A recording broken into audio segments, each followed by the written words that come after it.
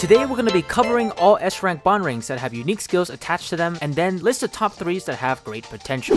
The 2 bond rings that can be created with Marth's emblem ring are as follows. Caeda's bond ring provides +1 dex, +2 speed, and +1 luck, and gives the skill Sympathetic, granting the unit the ability to take 5 less damage if the foe initiates combat and the unit has 50% health or less. Next is Navarre's bond ring, which provides +2 dex, +1 speed, and +1 luck, alongside the skill Deadly Blade, which grants the unit with +10 crit whenever they initiate combat with a sword. Next up are the 2 bond rings that can be produced by Sigurd's emblem ring. Deirdre's bond ring provides +1 magic, +1 dex, and +2 resistance while granting the skill Renewal, allowing the unit to recover 5 HP at the beginning of every player phase. Putting this on a Caeda allows them to perform chain guards more often. And then the Seliph's bond ring, which provides +2 strength, +1 dex, and +1 defense, and the skill Battlwise. Each time the unit initiates combat and defeats a foe, the unit gains +1 crit, and that can stack up to 10 times total for the rest of the battle. Celica's 2 bond rings are as follows. Alm's bond ring provides +2 strength, +1 dex, and +1 defense, and grants Windsweep. If the unit initiates combat with a sword, there's a chance the foe may not counterattack, and the trigger rate is based on your luck, so if you have 40 luck, you're gonna have 40% chance to trigger this skill. Next is May's bond ring, which provides +2 magic, +1 speed, and +1 resistance alongside the Great Thunder skill. If units use any of the Thunder class tomes like Thunder, El Thunder, and Thoron, they will deal 20% increased damage. Michaiah's 2 bond rings are as follows. Sothe's bond ring provides +2 dex, +1 speed, +1 luck, and grants Bane, a skill that reduces a foe's HP to 1 with any attack. The trigger rate is based on half of your dexterity, and some foes are immune to Bane. Next is Elincia's bond ring, which provides +1 strength, +1 speed, and +2 luck, and grants the skill Mercy. If dealing enough damage to defeat a foe, the foe is left with 1 HP instead. Good for training out weaker units by having stronger units equip this ring. And if the weaker unit you're trying to train can't do damage to the enemy, place them next to Ellincia before attacking so they get +3 attack from Elincia's personal skill, which adds the attack after damage calculation, so if your unit would normally deal 0 damage, they'll deal 3 next to Ellincia. Roy's 2 bond rings are as follows. Lilana's bond ring grants +2 magic, +2 luck, and +1 resistance, and grants Raging Fire. Like Great Thunder, units that use Fire, Elfire, or Bolganon gets a 20% extra damage boost. And Dieck's bond ring grants +5 HP,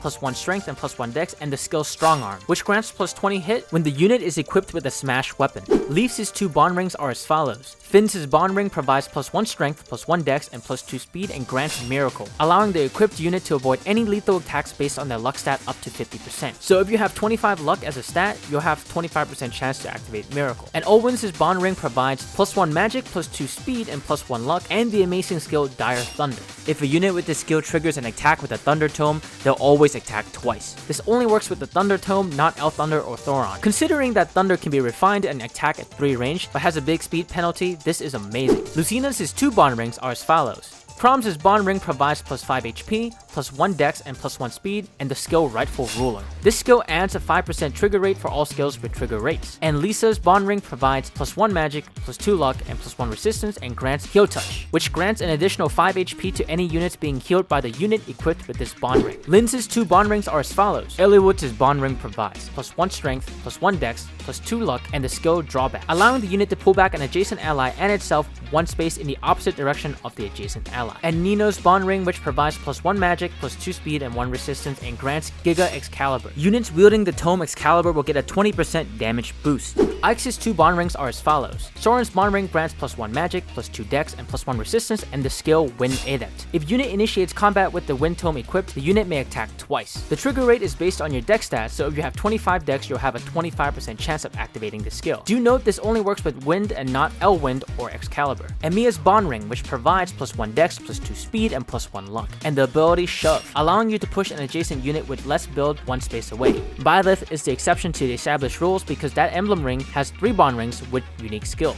Take a guess at who they are. Edelgard's bond ring provides +2 HP, +2 strength, and +1 defense, and grants Flickering Flower. When the unit attacks, it has a chance to freeze the foe, making them unable to move. The trigger rate of Flickering Flower is based on the damage dealt converted to percent. So if you did 50 damage, you'll have a 50% chance of also freezing them. Dimitri's bond rings provide +2 HP, +2 strength, and +1 dex, alongside the skill Perislin, which grants the unit a special command that lets you attack an adjacent foe, then after the combat phase you're allowed to move the unit 1 space away. potentially creating space to attack with a different unit. Claws' Bond Ring provides +2 dex, +1 speed, and 1 luck, and the skill Wind God, granting +1 range to bows if the unit is at 100% HP. That's pretty freaking powerful for a long-range bow unit. Corrin's 2 Bond Rings are as follows. Ryoma's Bond Ring provides +1 strength, +2 speed, and +1 luck, and grants Bushido. If the equipped unit is higher level than the foe, they will be granted with +10 crit and deal 2 more damage and take 2 less damage from the combat encounter. And on the other hand, Xander's Bond Ring provides +1 strength, +1 luck, and +2 defense alongside the skill Chivalry. When the unit initiates combat while the foe is at 100% HP, the unit will deal +2 damage and take +2 less damage. Lastly are Erika's 2 Bond Rings. His Bond Ring provides +1 dex, +2 speed, and +1 luck, and grants Sure Strike, guaranteeing a hit if the skill triggers. The skill triggers with dex as the rate, so if you have 25 dex, you have a 25% chance of triggering the skill. And Marissa's Bond Ring, which provides +1 dex, +2 speed, and +1 luck, alongside a pretty nasty skill in Lethality. Lethality has a 30% chance of activating, and if it does, it will instantly kill a foe.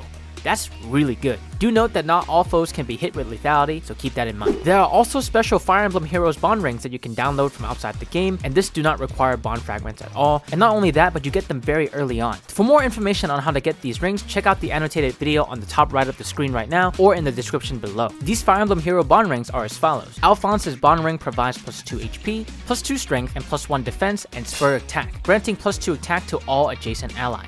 Sharina's Bond Ring provides +2 HP, +1 speed, and +2 defense, and grants the skill Fortified Defense, which grants adjacent allies +2 defense at the start of the player turn. And Anna's Bond Ring provides +2 HP, +2 speed, and +1 resistance, alongside the skill Spur Resistance, which grants +2 resistance to all adjacent allies. Out of all the S-rank Bond Rings, these 3 stand out the most to me due to its strength and overall usability. I am looking at it through the lens of maddening difficulty, so the more usable with low investment, the better. First up is everyone's favorite, Olwen's Dire Thunder. Thunder in this game is already amazing, being able to hit from 3 ranges away. Most enemies can't attack back from 3 range. To be able to guarantee a second attack with a sniping tool regardless of speed is just too good to pass up. Second would be Wind God from Claude, as mentioned before, allowing bow units to attack from potentially 4 range away with a longbow, or use a speedier, stronger bow at 3 range, which essentially provides you consistent damage from a safe distance, which is nothing to scoff at, considering you cannot break foes in maddening mode. Lastly, I gotta give it up to Marissa's Bond Ring. I do have a soft spot for lethality,